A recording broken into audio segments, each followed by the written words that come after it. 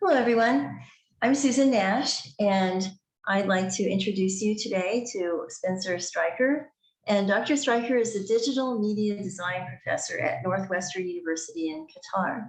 He earned his PhD in digital media from the University of Wisconsin in Madison. And so at Life Edge, we had the privilege of interviewing Spencer in 2020. Now we're back, and we were talking before about history adventures. History Adventures is continuing, and now we have global pandemics. So welcome, Spencer. Thank you so much, Susan. I really appreciate you interviewing me for this. Oh, great. Well, would you like to take us through the new product? Yes, of course. We're more than happy to. Let me go ahead and share my screen, and I will share the new global pandemics plague of Athens with you. So as you were saying, you interviewed me back in March of 2020 at the time when I was introducing history adventures, revolutions, and industrialization, and which I really appreciated. And then since then, we did another product, which is Empires and Interconnections, which we built for Apple Books, and that's exploring world history in the early modern period.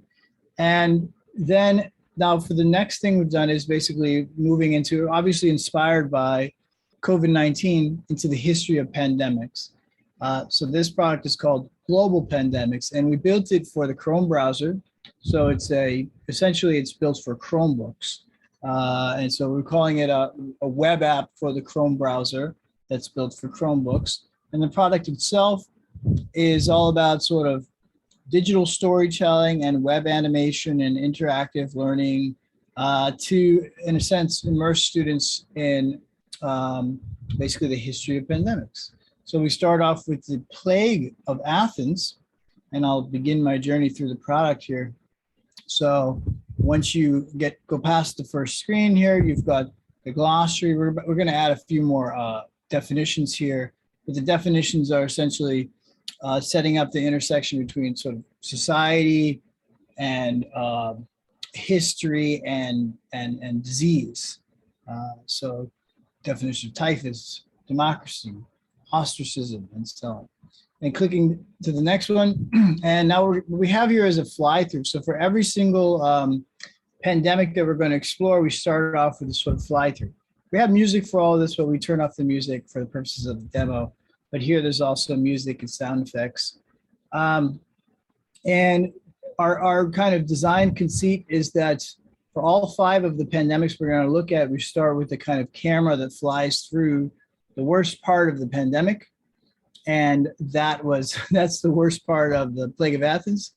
And then we're doing one right now. The next one is going to be Black Death. So we're building a camera shot that will go through the worst part of the Black Death during in Venice in 1349.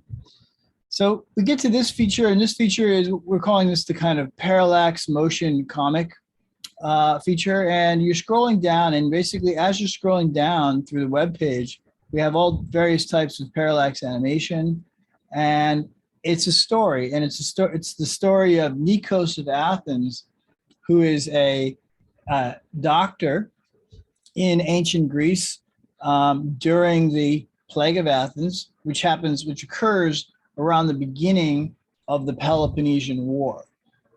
So he's kind of, we learn about him, and we learn about his story and how he is basically living through this really horrible experience.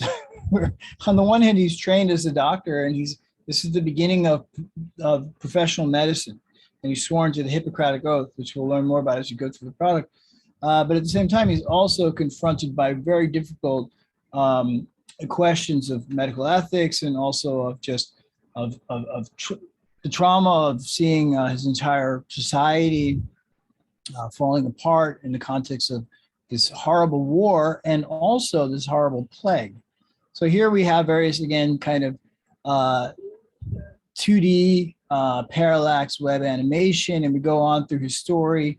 And here we're kind of talking a little bit about the intersection of political turmoil, social unrest with the history of disease and pandemic. I should say the history of pandemics more so than disease, and how that they really can mess up the society. And then this feature is called the timeline of main events. So what we do here is kind of like zoom out and let the student sort of think about the Plague of Athens in the context of this multi-century sweep of history that is known as the Golden Age of Athens, and giving them a broader context for basically the Plague of Athens. And so, exploring Socrates in the context of Athens as this amazing place where so much happens during this period, construction of the Parthenon. In every case we have is basically web animation and images. That one is just taking a second to load there.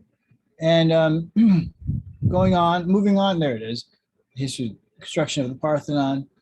And next thing we have here is the key people of the age.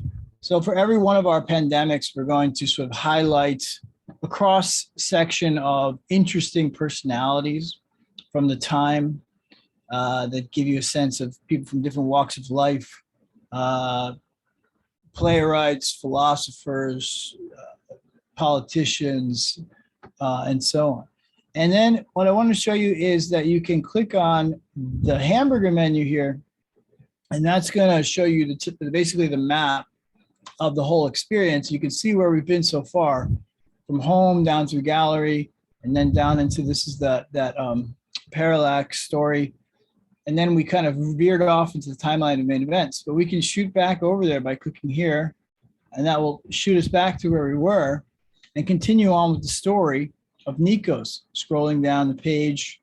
And then this is where the story starts to get challenging, I think, where he is treating a senator, and that's the senator's wife. And the senator's sick and he's dying. And now our character of Nikos has to decide if he's going to help the senator with an assisted suicide or if he's going to refuse to help. And then what we're really trying to do is confront the student with the difficulty of this kind of medical ethics, and especially, not only is that still a difficult medical ethics question today, but this is in the context of the Hippocratic Oath, which is the idea of to do no harm. And so he's really struggling with that one. If you as the student, if you choose stick to the oath, then we're going to take you over here, and we have a kind of 360 panorama feature that drops the student right into an ancient Greek hospital that's known as an Asclepion. And when you hear with the sound, there's actually a lot of different kind of snakes slithering sounds in the background.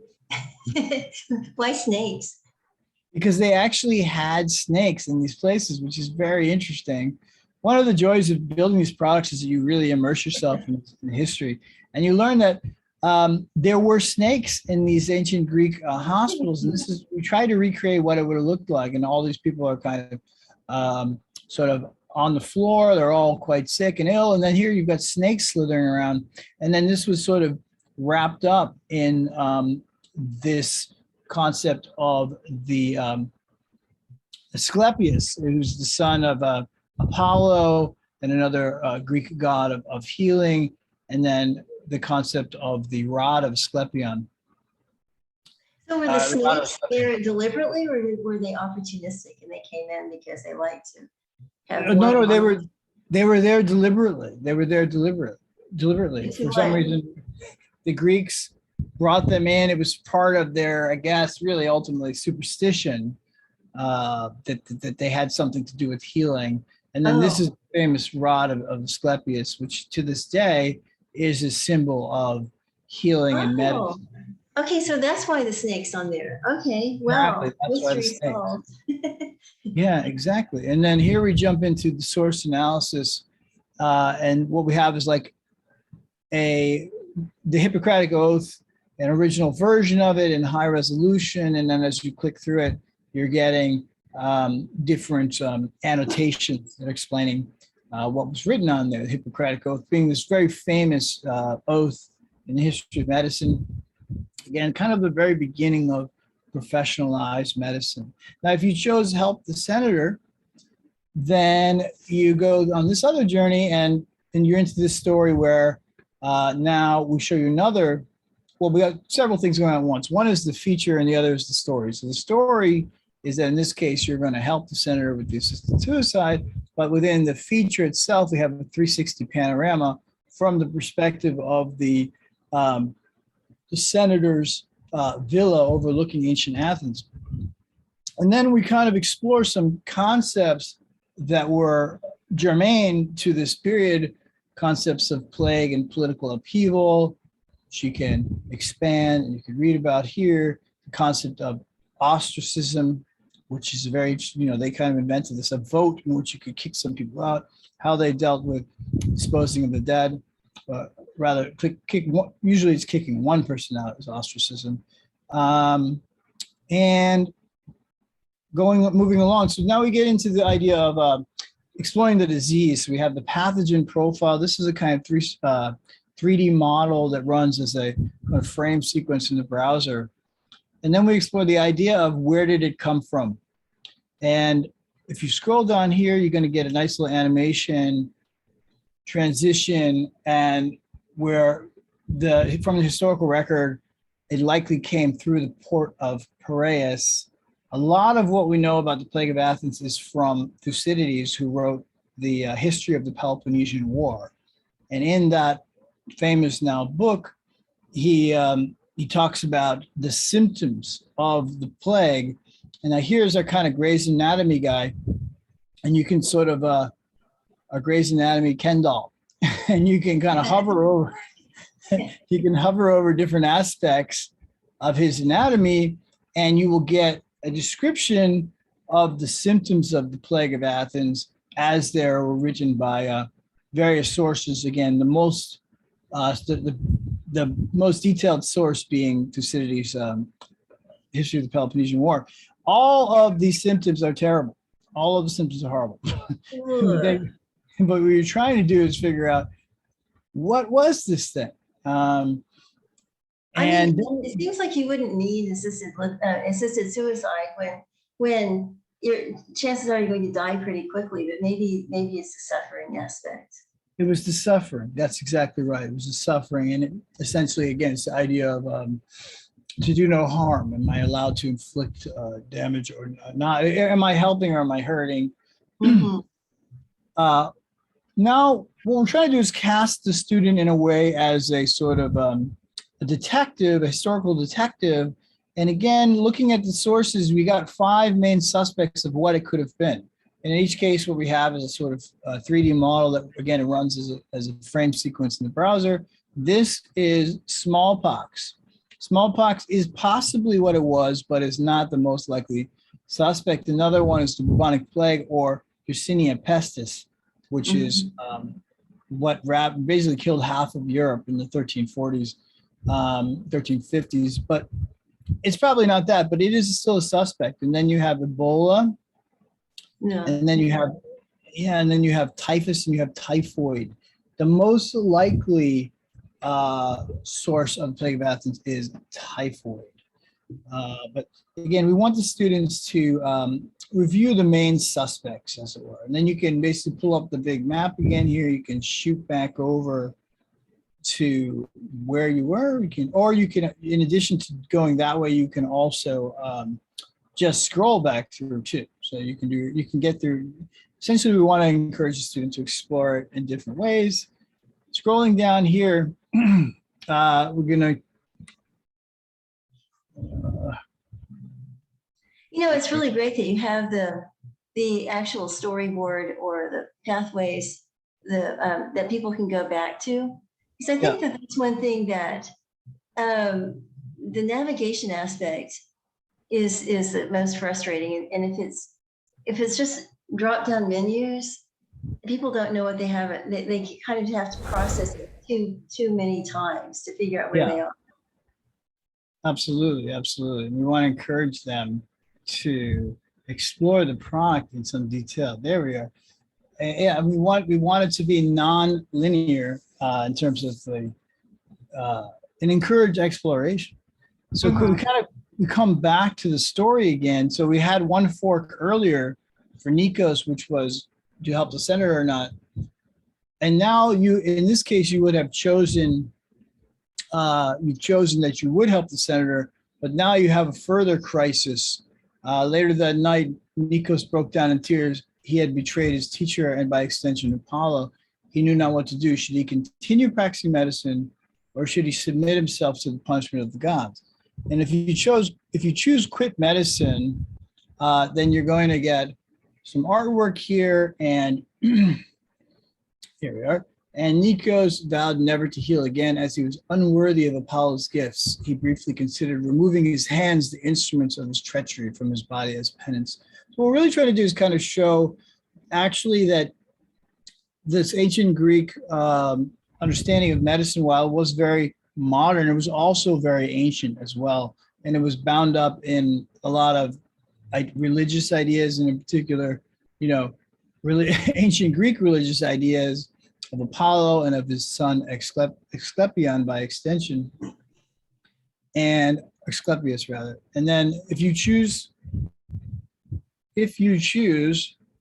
the other option, in other words, if you choose to keep going, you're going to get this piece of artwork, and then you see that essentially Nikos decides to continue to help people, and you can see that he's basically helping the sick of the plague of Athens. Scrolling down, we kind of jump back out of the story of Nikos, and we jump into the larger themes again of how the plague of Athens disrupted society and what was happening at that time. The defeat of Athens in the Peloponnesian War, and what's really happening. All of this kind of comes down, is all in a way summarized by the death of Socrates in an interesting way. The death of Socrates symbolizing the end of the golden age of Greece, the destruction of the plague of Athens, the Peloponnesian War, and the transition into really the end of golden age Greece, end of an era. So we kind of use the death of Socrates in a way to bookmark that moment in history. If you jump over here, we go into, again, kind of exploring the impact of the Peloponnesian War and how eventually the Athenian walls will crumble in the afterlife of classical Athens. So that is kind of taking the student through a full journey. And from here, we scroll down, and now we're into the assessment. But that is, yeah, because as I was thinking, okay, in terms of Bloom's taxonomy, you could start with the terms and have like definitions, identifying lists, etc. And right. Then you could have like go up a little level, a higher level over remember, and you could have the next level, it could be explain certain things, mechanisms or whatever. Mm-hmm. But when you get higher levels, and then analyze or describe, analyze, evaluate, it becomes interesting, especially if you're trying to ask people to kind of, well, I don't know how you could get to create. But anyway, what are some of the things that you do? Yeah, that's a great, excellent point. I'll jump back over to the assessment.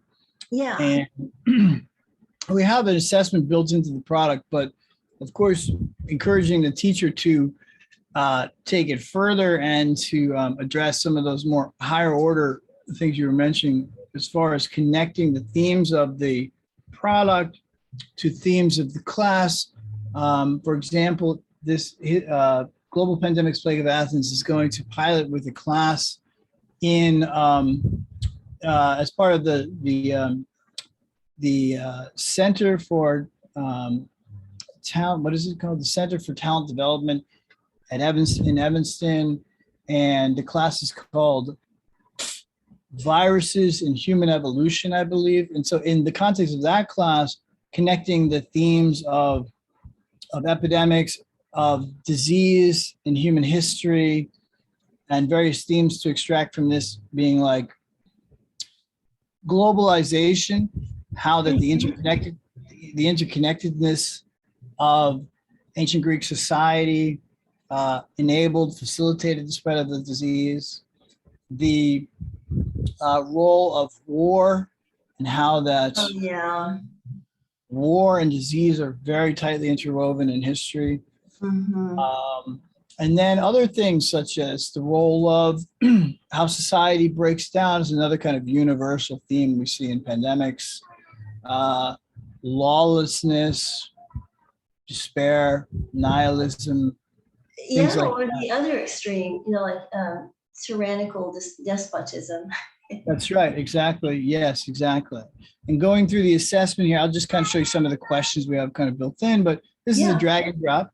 But if here you're going to drag and drop, like basically what are the definitions of coming back to the beginning of the product? Democracy is, of course, a type of politics invented in Athens in the 5th century BC, allowed citizens to decide how their city would be governed. And bringing this all back to humors, uh, the concept of humors, thought to determine a person's health and temperament and imbalance could lead a person to become ill. This is the concept of Galen's humors, which stuck with intelligentsia, you might say, for centuries and centuries. It really outlived its usefulness. I don't think it was ever useful. To me, it's a great mystery how anyone thought the theory of the four humors was a good idea in the face of no evidence that it was a good idea. But I don't know. I've always kind of struggled with that, wondering why nobody just questioned it more openly. But nevertheless, that is the theory of the four humors, was really a cornerstone of medical thinking for centuries and centuries. And that's where you get the concept of bleeding, which again is, doesn't really make a lot of sense, but typhus, an infectious disease often carried by fleas, lice, mice. Ostracism is a democratic vote that can expel a citizen from Athens for up to 10 years. And the concept of philosophies, love of wisdom, and so on. So that's kind of drag and drop. And then here we have, like, basically we're asking the student to think about Nikos of Athens had vowed to serve the sick within the city during the plague of Athens. He made this vow to all of the following except. And so, again, kind of immersing you back in to the religiosity and how the religion was really bound up in there. So click on Raphael and see what happens. Well, no, that is the right answer. You are correct. Raphael is the one that's yeah. all of the following except. To answer your question, what would happen is if you click on show you the answers, I would see the answers, you will see that you are correct. Okay. Raphael is the correct answer. I'm going to reset it. Okay. But you were right. I'll go a little faster and just kind of show you how we have the, basically you can, here you're going to drag and drop the label onto the person, and this is to keep people at the age. And what we want is the student to remember the illustration and also the description of the person, and then drag and drop the name to remember who these people were.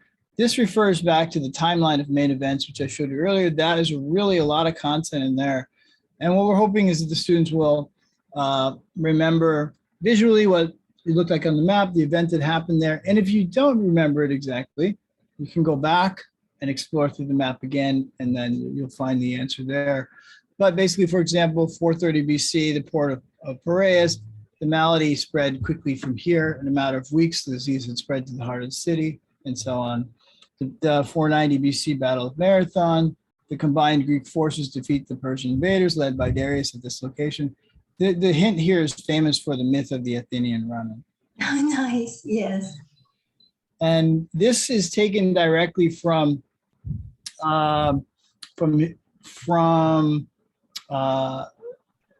historical texts. I'm forgetting exactly which one. In on the nature of man. That's right. In the nature of man, Hippocrates basically describes. So you can see here that Hippocrates is famous for his theory of the four humors, and then basically the human body contains blood, phlegm, yellow bile, and black bile. And health, this again is Galen, is primarily the state in which these substances are in the correct proportion, and then pain occurs when one of these substances presents a deficiency or an excess. And that is, again, for the student to understand what's going on with the theory of the four humors. And this again referring back to the rod of Asclepius. And then this one, the hint here is basically what we really want to encourage pedagogically is for the student to understand, remember what were some of the annotations on the Hippocratic Oath. Mm-hmm. And one of these, so it looks harder at first than it is. If you read through it, you'll see that this is the one that is clearly incorrect because it references the germ theory of disease. Right. Which the ancient Greeks were not aware of. And the rest of them are taken verbatim from the ancient text. And this is another one referring, this is basically verbatim from Thucydides' translation. In other respect, and he really talks about the impact of the plague on the society. The plague was the beginning of increased lawlessness in the city. Pious or impious made no difference in the view of people when they could see all dying without distinction. So again, universal theme of the impact of pandemics. No one expected to live long enough to be brought to justice, right? So they thought that a much heavier sentence had already been passed on them, so they might as well have some enjoyment of life before it fell. Yeah, that reminds me of Decameron and Boccaccio, and talking about in the plague how people had different attitudes, and some people decided just to live life, and other people became reclusive. Exactly. That's what's fascinating about this project is seeing the connections between the plagues over the centuries. That was also jumped out to me. And we're developing the Black Death one right now, and that one you have the flagellants. You may have heard of them. Yes, of course. They were like the rock stars of their day. They would tour from city to city, and they put on these incredible, by modern standards, almost like a punk rock show, where they would just, by the end of it, they'd be covered in blood, and people loved it. And the society was in a way sick. The society was ill. People were going crazy. Well, they actually thought that would work. They thought it would drive out the evil, and God would, I guess, reward them for the penance. And you see, but there's so many flagellants. I don't know, like for example, Ashura in Iran, where they flagellate. I wonder if that tied to some plague at some point. The concept of the flagellants? Yeah, I mean, I wonder if every time you see a flagellant cult, there was some kind of apocalyptic element in their history that's triggered it. I think so. I think to your point, it has something to do with pain, and how that in pain and suffering that sins can be cleansed, that we will be redeemed and saved. And during the Black Death, you also had breakdown in the moral authority of the church. Oh, yeah. Because people were looking around and they said, well, thinking to themselves, well, we thought that you knew how to solve this, that you had some special solution to this. And people lost a lot of confidence in the face of seeing the truth being saved. So true. And at that time, too, there was a big mystical element. And if you look at Evelyn Underhill's book on mysticism, I think it's a he, talks about the dark night of the soul. And then they all have that, all the mystic's journey has that extreme suffering, and sometimes I think they have to feel it. They kind of self-induce it. Yeah, absolutely. And so again, there's these amazing themes that come through when you look at the larger history of pandemics over time. Oh my gosh. Yeah, it's fascinating. And again, basically just this is encouraging the student to remember the symptoms, just encouraging the student to remember what are the main culprits again. And then coming back, what we do, we kind of ask this question at the end: if you were Nikos, what would you have done? Oh, and okay. Right, So and it's the not higher order, yeah. So it That's gives it. you a chance to do the higher order. Exactly. We want the student to empathize with the difficult decision that Nikos had to make there. This is not a graded question, but rather, Mhm. to your point, a higher order question, jumping Mhm. out of the old-fashioned assessment. And there you have it. That's kind of the broad overview of the Plague of Athens web app. This is a version of Nikos of Athens as a IRL or in real life. And then here you can see the team behind that made the product. We got folks all over the world that helped us put this together. I'm based in Doha, Qatar, and which is here. And then, but we have a team all over the world that came together to help us make this. And we scroll through, you can find the credits here, but useful to hopefully to teachers. We have the sources, basically, obviously all of our illustration, artwork, the 3D stuff, that's all proprietary custom artwork. However, all of the other kind of historical images that you see, that's all Wikimedia and open source. When you're going to the timeline, for example, and different places where you explore historical images and assets. So the teacher can go in here and find all of the original sources. Some suggested sort of further reading, and we're kind of looking at games, movies, books, audiobooks, podcasts. Well, I just love it because, and I was glad to see that they got to like experience the immersive experience. First, I thought it was going to be like a first-person shooter, and they would be like killing rats or something. Oh no! Shooting rats. There's a game like that. There's a game that is called Plague, A Tale of Innocence, A Plague Tale, Innocence, something like that. And that is a game that I think is a big missed opportunity because it's a very beautiful game that immerses the student in Black Death Europe. But Ew. then they do this dumb thing. They do this dumb thing where the gameplay is like you against rats, like piles of rats, which in and of itself is such a missed opportunity because, of course, the plague does not come from rats; it comes from the fleas on the rats. Right. But it's like, and it's just so interesting too. Like, for example, thinking of different plagues and the 1666 fire of London. I mean, that ended one of the plague that was ravaging it because it burned up the fleas, I guess. Yep. But yeah. Exactly. it's super interesting. People had fleas. People had fleas in those days. If we're talking about the Black Death, I mean, it's amazing. The lack of sanitation is a big part of it.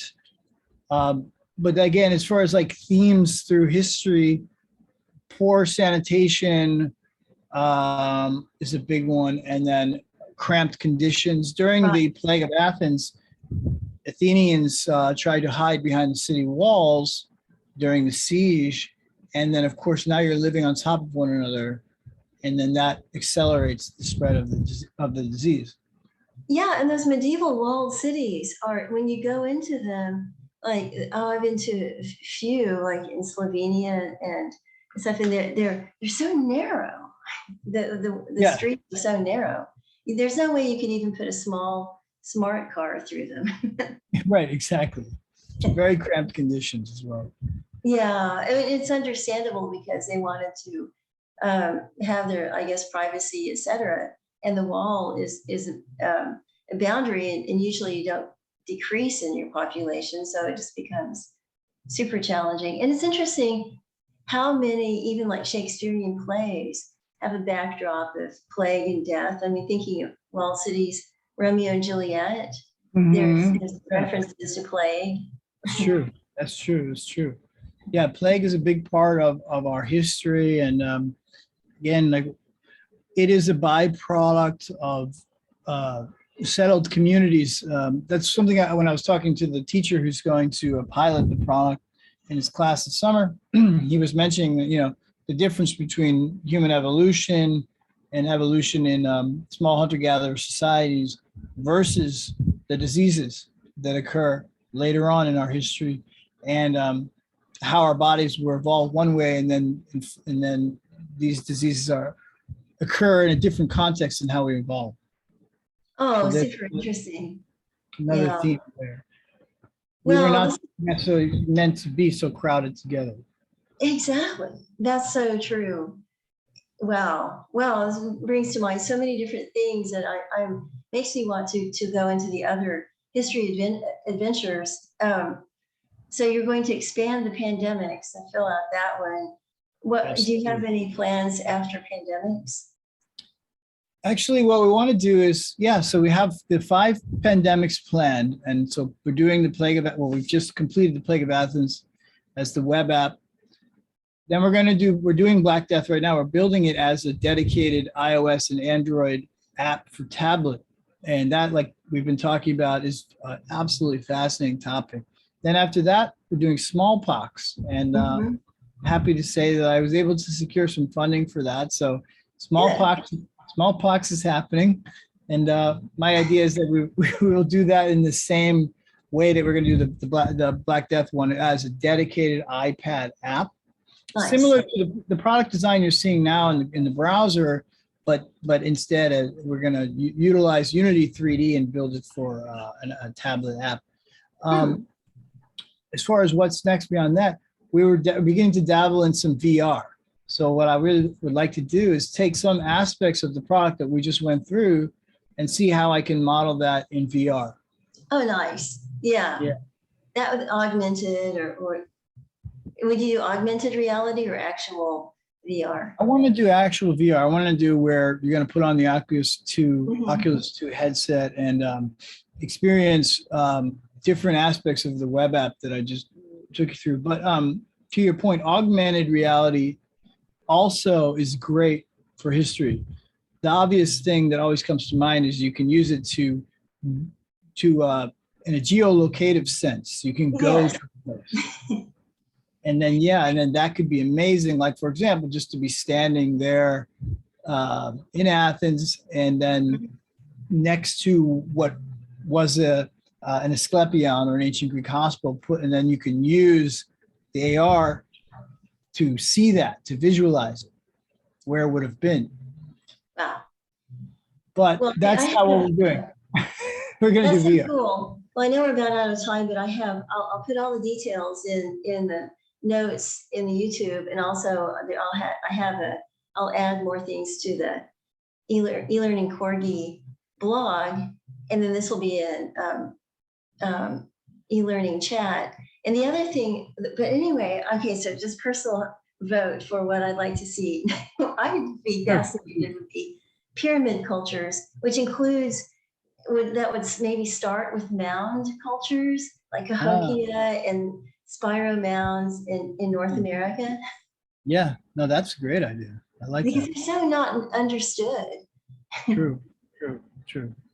Yeah, that's a really nice use of AR. Yeah. I Anyway. like that. Keep that in mind. Yeah, that sounds very interesting. Well, thank you so much for being here today and for going through this really cool demo. This is wonderful. And also for sharing strategies for how to effectively use it in a course or learning context. Of course, my pleasure. Thank you so much for allowing me to do the demo and be on your web series. Great. Well, thank you. My pleasure. Okay. Bye. Bye.